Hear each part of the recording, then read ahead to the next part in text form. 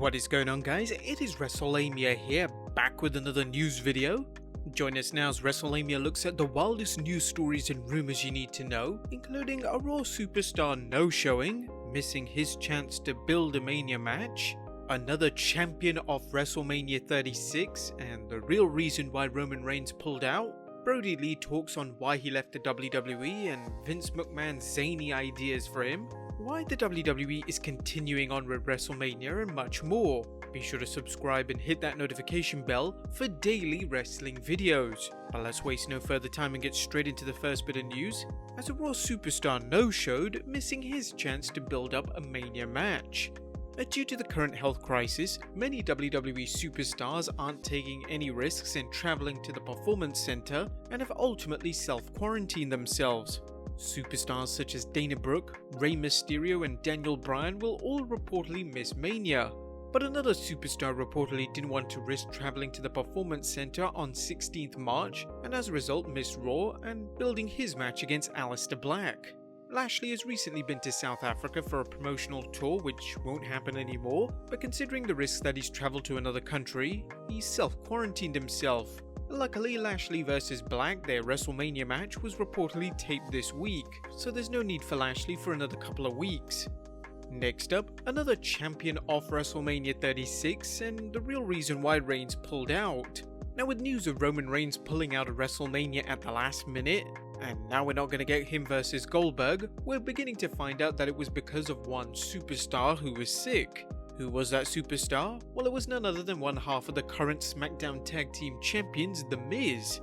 Dave Meltzer reported on the Wrestling Observer Radio that it was interesting because he was there and he made the call, and it had to do in some form with The Miz being sick and the Usos not being happy about it. I don't know much else, but that's all I was told. You know, it's a weird story because if you followed it, because basic logic was that he should have stayed home. Everyone's got a risk, but his risk was high.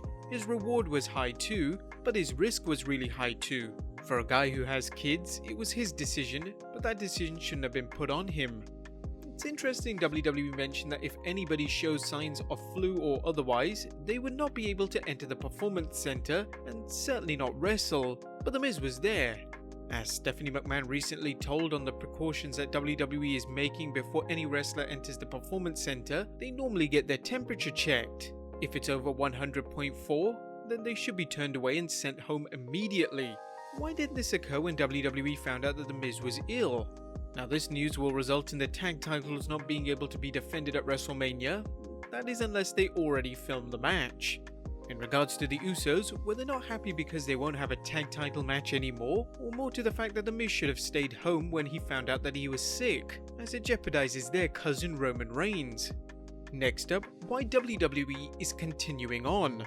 With other major sports programming cancelled, the WWE and AEW for that matter has stuck to the decision of going ahead with its weekly television shows and of course WrestleMania.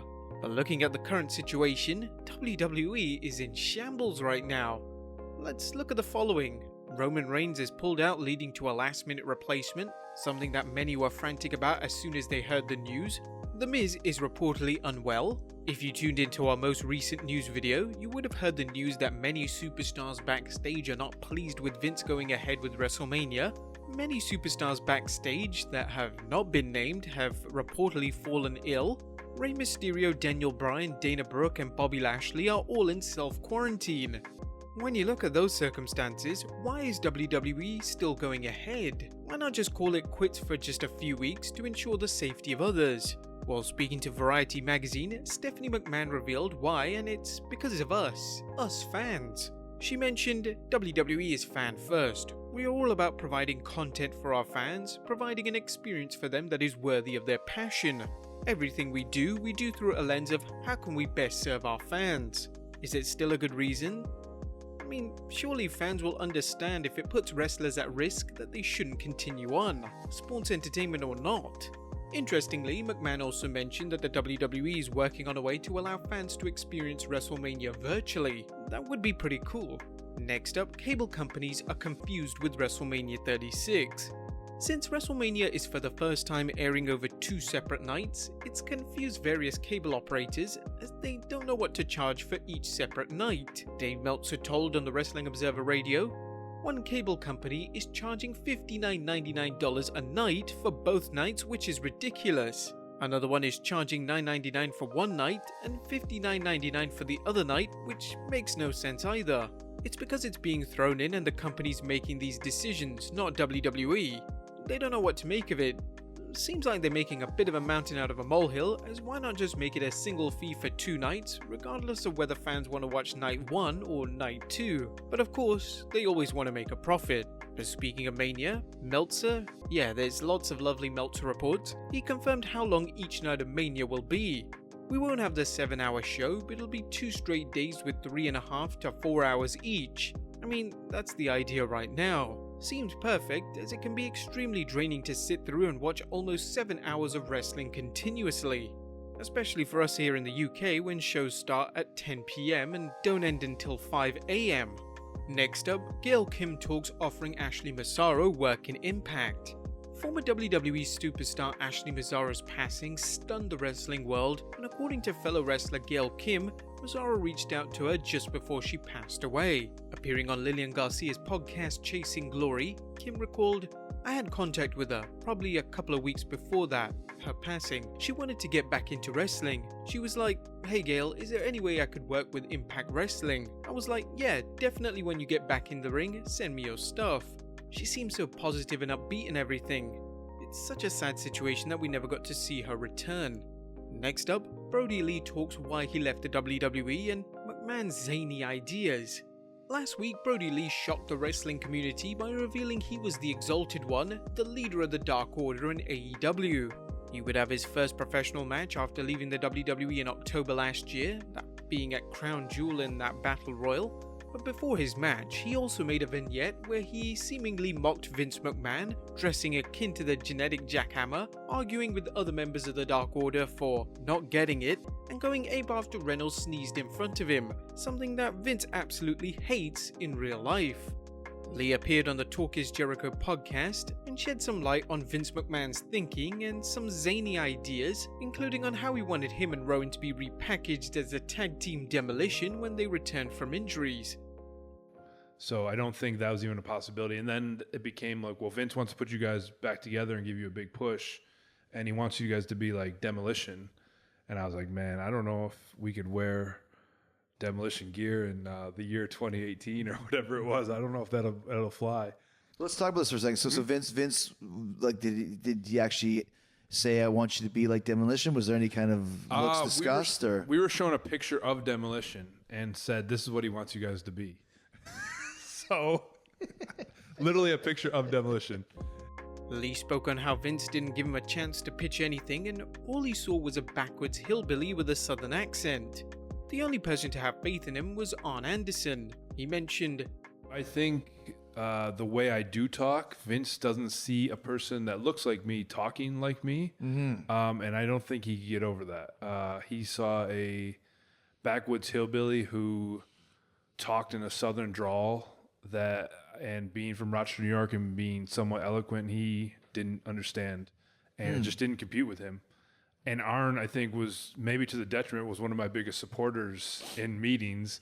And Arn would even say that. Arn would say, "Hey, man, I'm just going to stop speaking up for you because I don't think it's doing you any favors." Right, yeah. You know, so I had my supporters, just not, I guess, vocal ones, not ones that were willing to go to bat for me to a point. And once I fell into a role, no matter what I pitched, no matter what I showed anybody, I wasn't digging my way out of it to the audience of one. Now it's no wonder he left the company. If Vince only sees you as this one-dimensional character and is not willing to listen to anything else, we don't blame him for looking to greener pastures in AEW, a company where a talented big man like him can be catapulted into the main event scene. We could definitely see a match between him and Moxley very soon. And finally, Chris Jericho talks Chris and Nancy Benoit in the WWE Hall of Fame. Chris Jericho is a busy man, but he spent time talking about his career with Chris Benoit for Vice TV's season premiere of Dark Side of the Ring, an episode which focuses on Benoit and his crimes. During an interview with Newsweek's Philip Martinez, Jericho discussed whether Chris Benoit should go in the WWE Hall of Fame. Will Chris Benoit ever get into the Hall of Fame? Absolutely not, nor should he. There's too much baggage to discuss. But if you're looking from a professional and ability standpoint, he's one of the greatest of all time. However, Jericho feels different about Benoit's wife Nancy, who worked in WCW and other promotions before that. Nancy had a great career before she ever met Chris. She was great at what she did, and it gets lost in the shuffle because people always focus on her death. But when you focus on her life, she's the one career that should go into the Hall of Fame because she deserves it. All the baggage will make it hard for her to be in, but I still think the right thing to do is put her in. She deserves that as a person and a professional. As much as Nancy deserves a Hall of Fame induction, it's unlikely to happen anytime soon, and if it does, she'll likely go in quietly as part of WWE's legacy section. Do you think Nancy Benoit belongs in the WWE Hall of Fame? Be sure to leave your comments down below, subscribe if you haven't already, follow us on Instagram and Twitter. I'll see you next time with some more wrestling content.